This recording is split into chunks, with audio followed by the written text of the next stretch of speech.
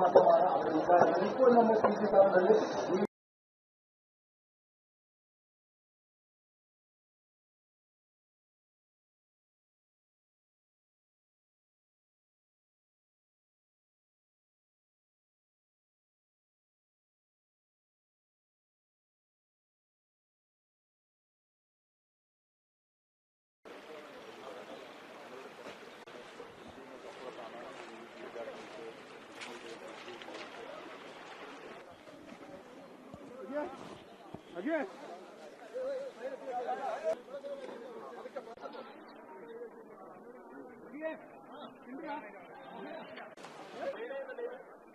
P G, ഇപ്പോൾ ഒരു സ്ത്രീയുടെ മൃതശരീരം ഇവിടെ നിന്ന് മാറ്റുന്ന ദൃശ്യങ്ങളാണ് നമ്മൾ കാണുന്നത്.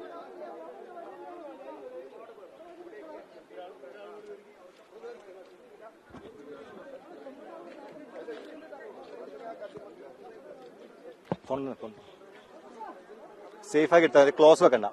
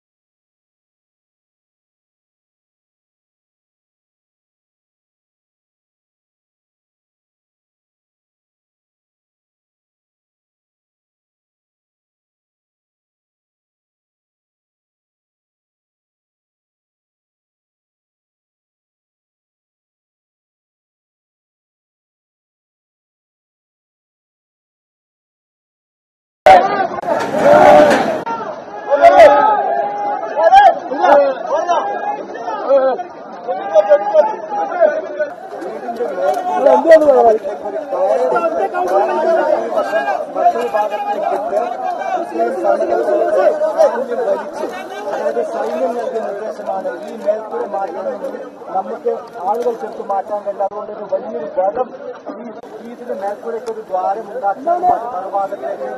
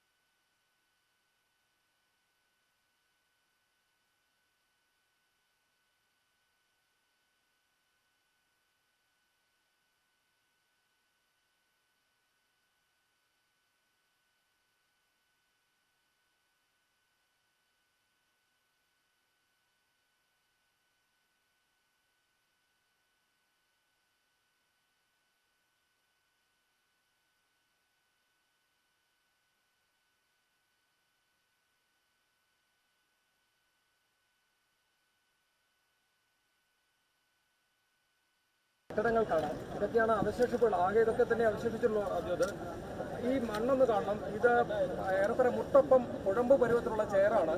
അടിഞ്ഞു കൂടിയിരിക്കുകയാണ്. അപ്പോൾ ഓരോ കാല് വെക്കുമ്പോഴും സൂക്ഷിക്കണം. കാരണം എവിടെയാണ് കുഴി, എവിടെയാണ് താണു പോവുക, ഒരു ഉറപ്പില്ല. അപ്പോൾ രക്ഷാപ്രവർത്തകർ തന്നെ ഇവിടെ മാധ്യമപ്രവർത്തകരോട് അക്കാര്യം പറയുന്നുണ്ട്. അക്കാര്യത്തിൽ വളരെ ശ്രദ്ധയോടുകൂടിയുള്ള തെരച്ചിലും മറ്റുമാണ് ഇനി നടത്തേണ്ടത്. ഈ വലിയ തോതിൽ സംഘം എത്തിയിട്ടുണ്ട്.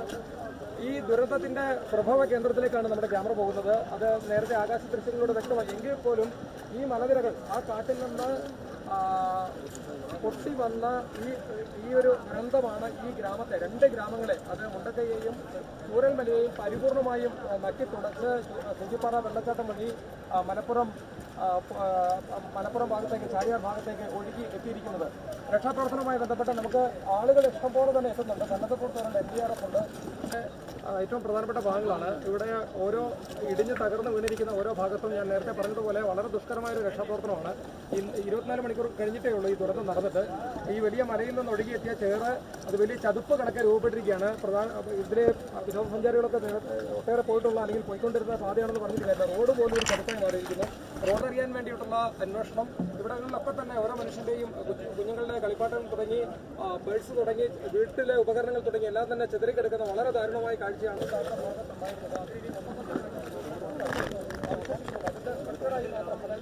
ഇപ്പോൾ എതിർഭാഗത്ത് കാണുന്ന ചില വീടുകളൊക്കെ ഉണ്ട്. അത്തരത്തിലുള്ള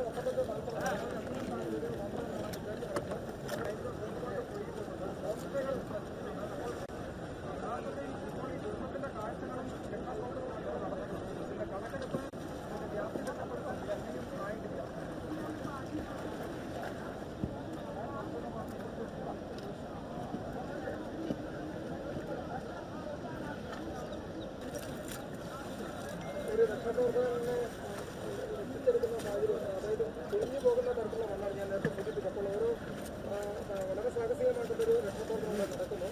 അത് ഇപ്പോഴത്തെ കാര്യത്തിന് അതായത് ആളുകളെ കുറിച്ചുള്ള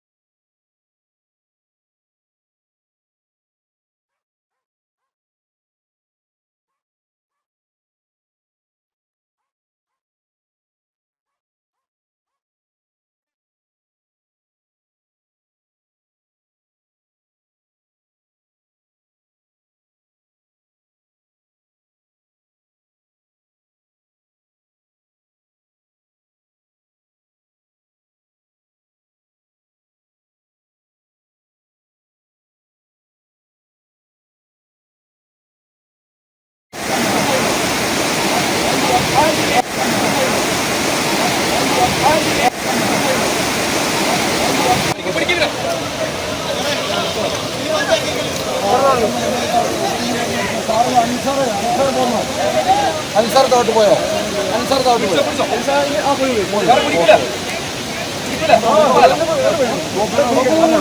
ഇത് മാത്രമല്ല നമുക്ക് പോരാണ്, മറ്റേത് വിട്ട വേറെ